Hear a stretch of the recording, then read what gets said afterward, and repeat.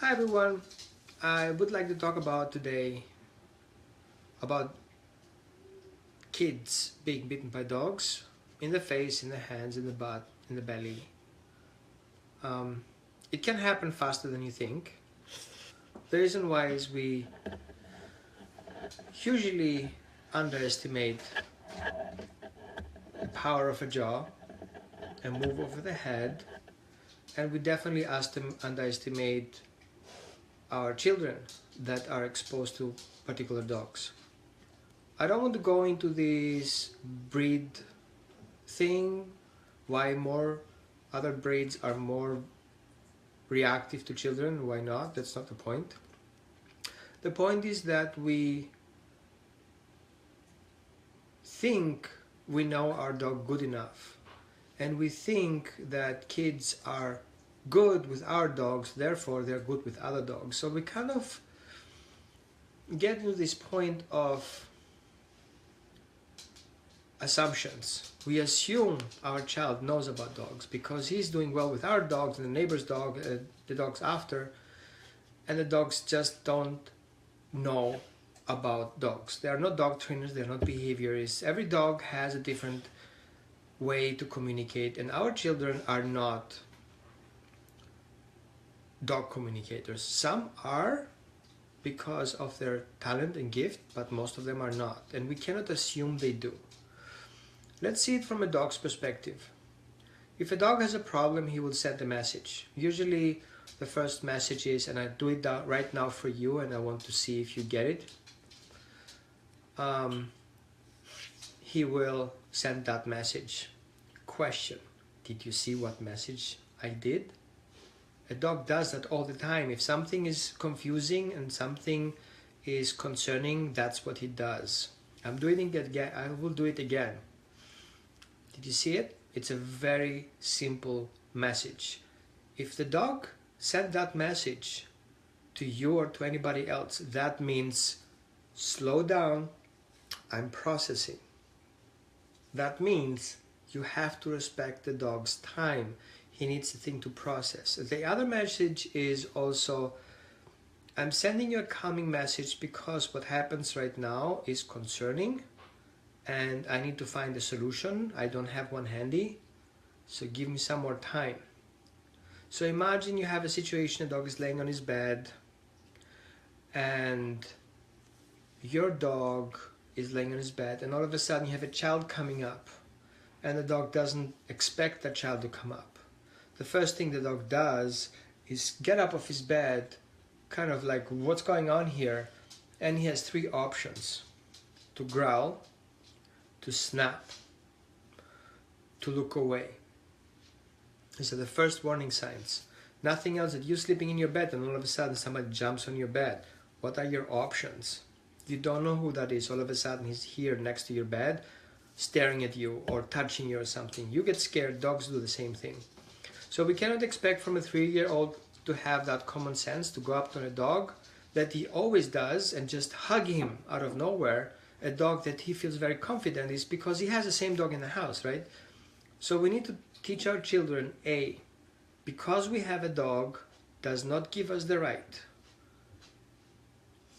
to get in contact with another dog without the owner's permission. Nothing different. If it's not yours, you don't touch it. You would do that the same thing with a car, right? You would do the same thing with a wallet. You would do the same thing with a gun. You would do the same thing with a lighter. You don't touch it if it's not yours. That's cause number one. Because that's what happens. Kids go up to dogs and hug them and they kiss them because that's what they do with their own dog. Well, that's okay with my dog, but it's not okay with another dog. So what the message here is, teach your child to respect the dog. You just don't hug and you just don't kiss a dog because he's a dog. Well, how will you feel if your child does that with strange people? Come up, hug him and kiss him. Okay? You kiss the guy who is in the gas station. You kiss the guy who is in a parking lot. You kiss the guy who is in a shopping center. You teach your child, don't go on strangers. Don't approach strangers. If somebody comes up to you, come back to me and talk to me about it. Same thing with dogs. Don't leave your kids run up to dogs. Don't leave your kids hug dogs. And I'll show you a simple example, and I bring here my fake dog. Okay. That's a simple toy, right? That's just a simple dog. And the first thing what kids do, they just hug the dog. Hey, well, it's not doggy, right? So what happens here right now in that occasion, the dog is confined. Guess what happens? The dog can turn around and attack in the face. What he does, he will turn his head with an open mouth. The first thing I will feel is his teeth. Not with intention to bite, but teeth are sharp. Our skin is tied to our bones, meaning is if the dog turns, he will penetrate our skin. Even if there is no bite intentions, a child will harm himself by the dog's teeth, not because the dog wants to bite. The next thing we do is we go ahead to the dog and we grab him by the face and we kiss him. A good dog. Mwah. That's wrong, because by touching your dog in your face, you confine the dog's face. There are two options he can do: back off or snap. There are no other options left. So teach your child that approaching a dog is inappropriate. It's wrong, it's dangerous. Dogs get confined. The bigger the dog, doesn't mean it's more dangerous. It doesn't matter the size, it doesn't matter the weight, it doesn't matter the breed, you just don't do it. The other problem then is it happened. Some people will say, never happen again. You're gonna put your dog down because it starts once, it always happens. Once it draws blood, he always draws blood. That's just stupid. Because every time you hit your hand in your car and you snap your finger on your car, you dump your car. No, you don't, because you just are more aware of it. So if your dog snaps once, meaning is he made the right choice. He didn't bite. He defended himself. So you want to remove that option from your dog. Don't let your dog defend himself. It's your job to defend your dog as it's your job to defend the child. Okay? So, the next thing you want to do is you want to see if your dog is reactive in generally excitement. Some dogs are very reactive to excitement because they cannot stop it, they cannot control it, it becomes a problem. So the best thing to test this is you go to a playground with children in a safe distance. You don't need to be in there, you have to be just near there, and see how your dog reacts. Does it become uncomfortable? Does it become stressed? Then you know that that's too much for him to handle. It's okay. We see that sometimes with humans too. We have elder people who just don't like kids. Not because they hate kids, it's because they cannot handle that excitement. It just makes them upset. It makes me upset. Why shouldn't the dog make upset?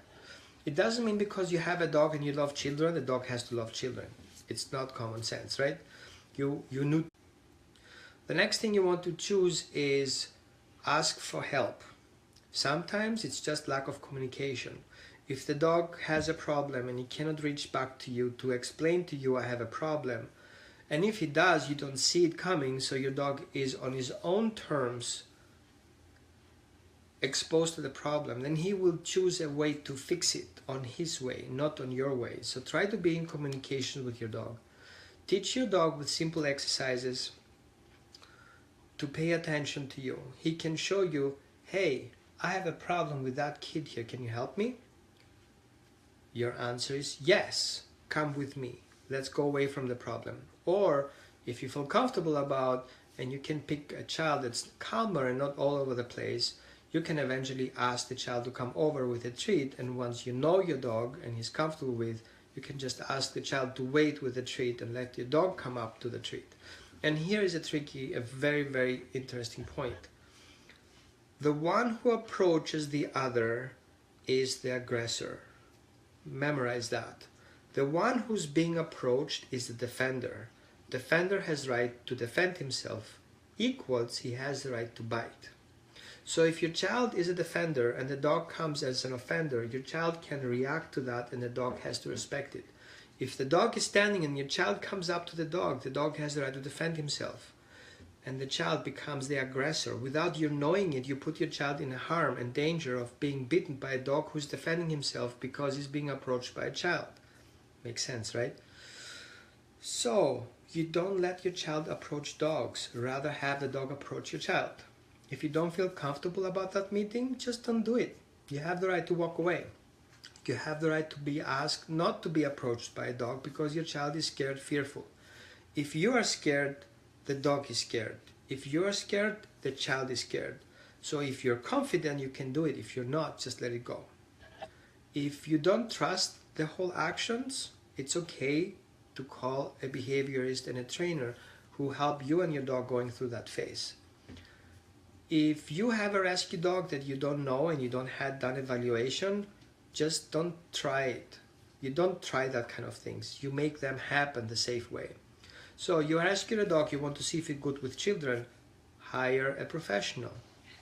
A professional that guides you step by step through the process, how to desensitize, how to introduce new conditions, and how your dog will communicate with you, so you can teach him from point A to point Z how to make it straight and perfect. Dogs can fail. You can fail, the trainer can fail, the whole system can fail, the children can, everybody can fail. So don't assume that everything is perfect because you have done it so many times. It's never the same way. It's never the same dog, it's never the same child, it's never the same day, it's never the same time. It's always different. So don't assume anything. Just make it happen because you want it, not because it just happened and you weren't expected. So I've seen in little groups dogs getting reactive all of a sudden. After 3 years he bit a child. Okay, let's make a fact. We are on vacation, we got a stress period, we have money problems, we have election problems, we have problems with visitors coming in our house. It's just a stressed period. It's #1 stress period in USA. So if it's stressful for us, why shouldn't it be stressful for the dogs, right? And why shouldn't it be stressful for the kids? Dogs want to be calmer, so leave them alone. Just because your dog is in your house and you have invited 50 visitors doesn't mean that your dog have to be perfect with everyone. You're not perfect either. So keep your dog out of the equation. It's not a bad thing to put your dog in a boarding home for that particular time. It's fine. You have less worry about. But if you do have him in your home because you don't give him somewhere else to stay over, then make sure your dog is safe from your visitors. Not the visitors safe from your dog. Your dog should be safe from your visitors because he's fine in your house. He's fine in his property.